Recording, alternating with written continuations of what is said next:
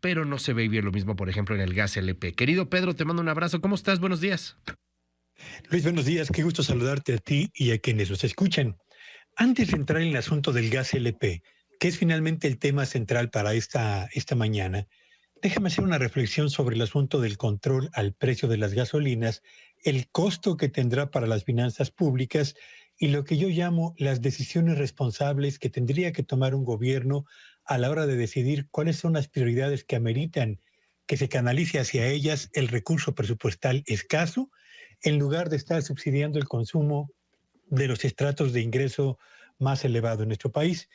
Resulta que con el estímulo adicional que entró en vigor por parte de la Secretaría de Hacienda para contener el precio de las gasolinas, lo que se está generando es un costo para el fisco mexicano que supera los 300,000 millones de pesos en lo que resta del presente año, suponiendo que no se cobre el IEPS en lo que resta del año, ni en la gasolina magna, ni en la gasolina premium, ni en el diésel, y suponiendo que se mantenga al mismo tiempo el estímulo fiscal, insisto, que de manera adicional ha acordado y entrado en vigor por parte de la Secretaría de Hacienda a partir de esta semana. Y cuando uno ve estas cosas, Luis Auditorio, uno se pregunta, a ver, 300,000 millones de pesos, ¿para cuántos tratamientos contra el cáncer alcanzarían? ¿Para cuántos medicamentos indispensables para adultos mayores que siguen llegando al ISSSTE y al IMSS y al sector salud en general a buscar el surtido de sus recetas para sus tratamientos y se encuentran con la que no hay ahora la próxima semana y tendrán que desembolsar ellos los bolsillos de sus medicamentos del sector salud del gobierno federal y de los gobiernos estatales? ¿Y acaso no alcanzaría para revivir el programa de escuelas de tiempo completo con el impacto favorable que tenía el primer alimento para los niños que acudían justamente a respuesta escolar en nuestro país? ¿Acaso no alcanzaría, Luis, para mejorar la infraestructura de todas las escuelas que carecen de baños decentes y de sistemas de dotación de agua potable o bebederos para los niños?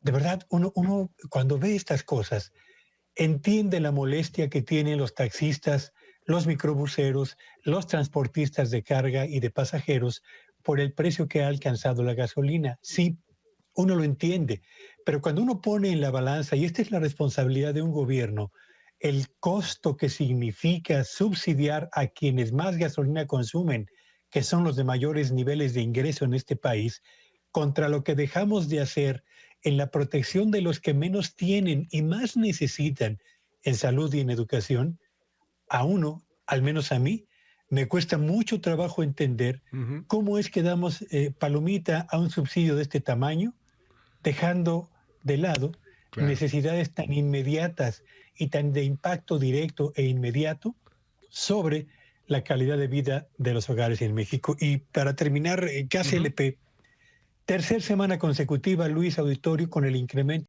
del gas LP, que es el que se consume en 8 de cada 10 hogares mexicanos.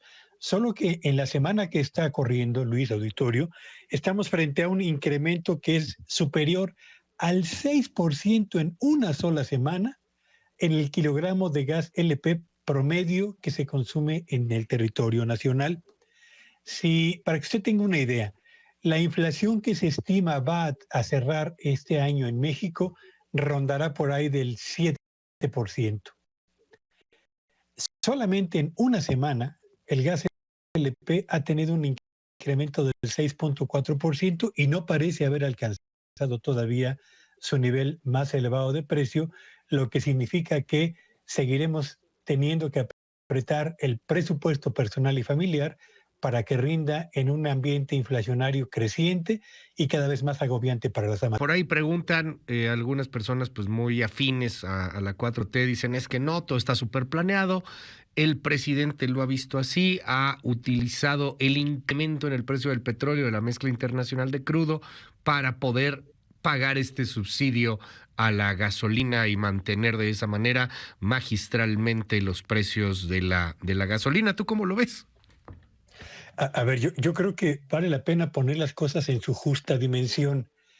México exporta por productos petrolíferos o exportó el año pasado, vamos a poner números redondos, 29,000 millones de dólares.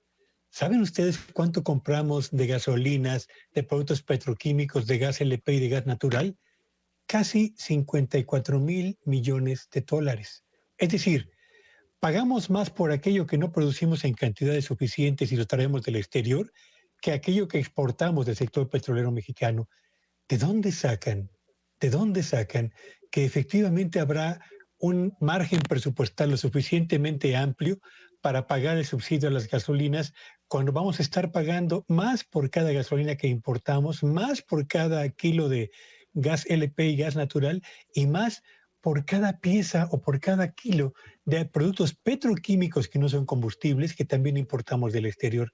No, las cosas como son.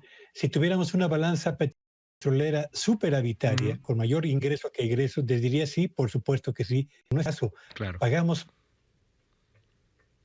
Se cayó. Sí, estamos, Luis. Muchísimas gracias, querido Pedro.